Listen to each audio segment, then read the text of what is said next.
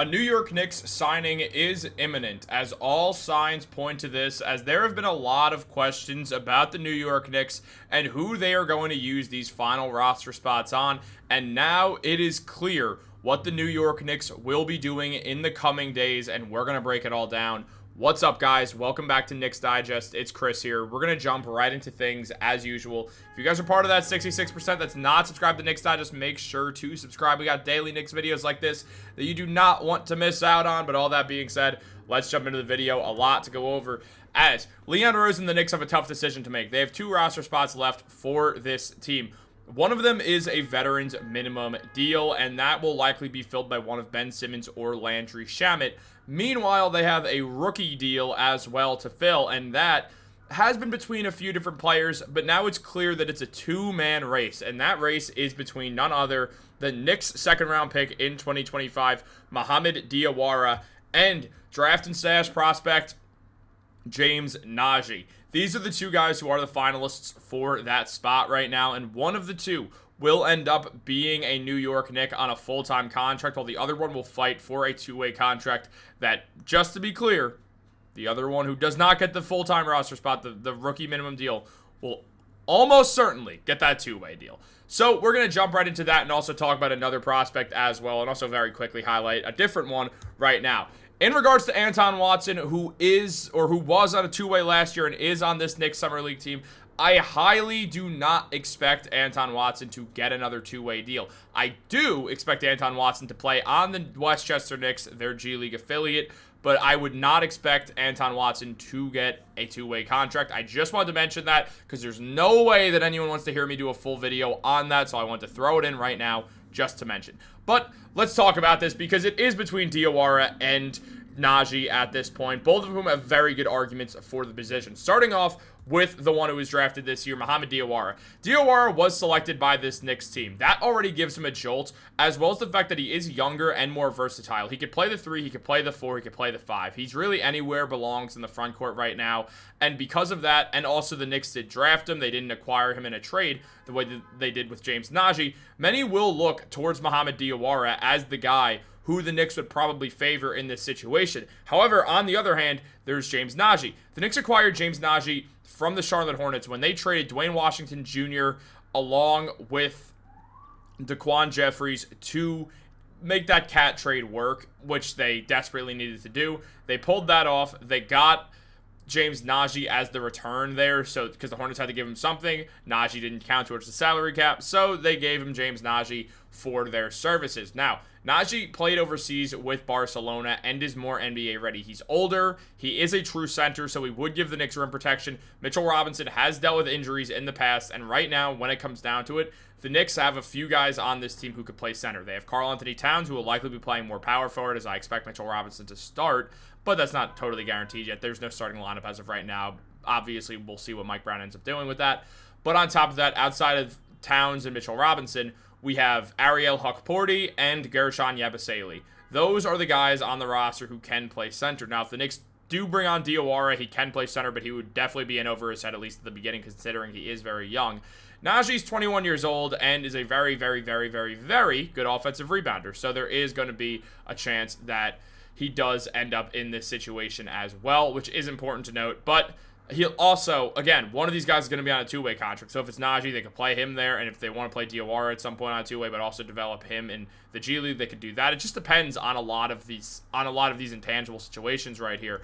On stuff that some of them, Naji and Diawara can control, other stuff they cannot control. And look, on top of that, we look at Naji. He is definitely going to be the better, more impactful player today. So that does add something to it. However, just taking a look at all this whole situation, when the Knicks drafted Diawara, he has a longer standing reach than the NBA average. The average NBA head is now down to 6'5". Wow. And he's without shoes, that is. And Diawara without shoes, 6'7". He's got a wingspan of 7'4". He's got a standing vertical that's around league average, a max vertical leap a little bit above league average.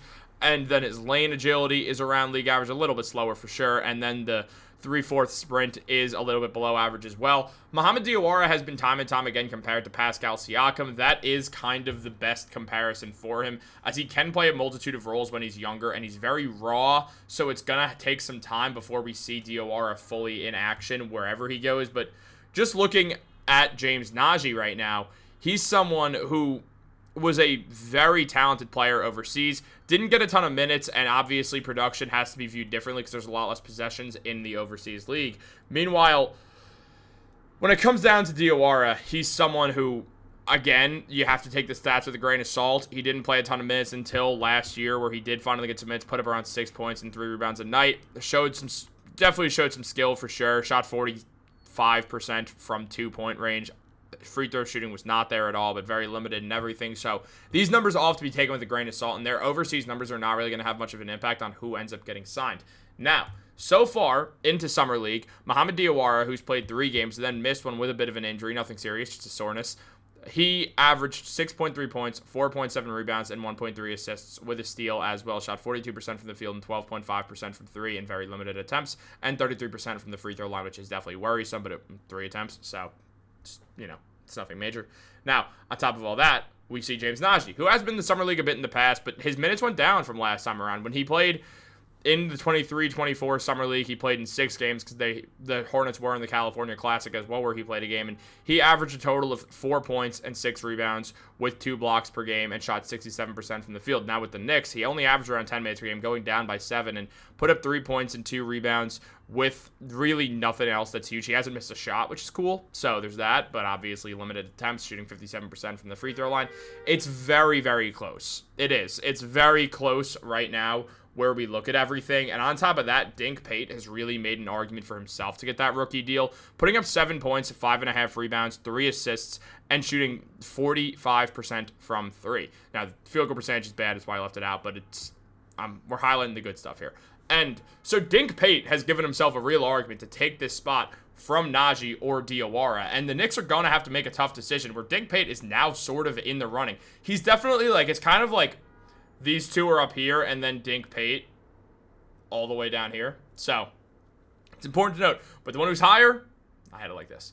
The one who's higher, Mohamed Diawara. Diawara is the favorite to get this job. Don't get it twisted. I would be pretty surprised if it's not Mohamed Diawara. I think the Knicks like Diawara a lot as a prospect and I think that he's a long-term project pick that they could use along with Mikal Bridges. The Knicks want to figure out a way to be good when they don't have draft picks. Developing guys like Diawara, like Pate, like Pate, like Dottie, all of them. Developing guys like that into actually serviceable players is going to be huge because you either use them or you could use them as trade bait, so you're going to have a use for them later. I'm not saying James Naji is not going to have a use for him at some point with the Knicks. That's not at all what I'm saying. But I do think because the Knicks did draft Diawara, considering he's 2 years younger, I think they will look for Mohamed Diawara to be their guy over James Naji. And I do think that James Naji is going to get that 2-way deal over Dink Pate because Marjon Beauchamp's going to get a 2-way contract and Kevin McCullough Jr. is locked into getting a 2-way contract. So are they really going to have 3 forwards and wings be all your 2-ways? No, it doesn't make sense to me. What makes sense to me is the Knicks using James Naji, but the argument for Pate getting it is Pate probably will garner more interest if he's just hanging in the G League and a team wants to sign him.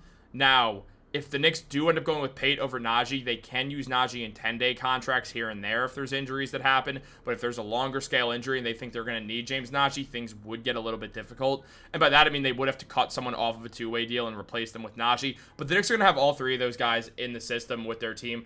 I love Dink Pate. I think he's got a ton of potential. Juan Toscano-Anderson said the same thing, that he thinks he's going to be a future NBA star. So I want to hear from you guys, really.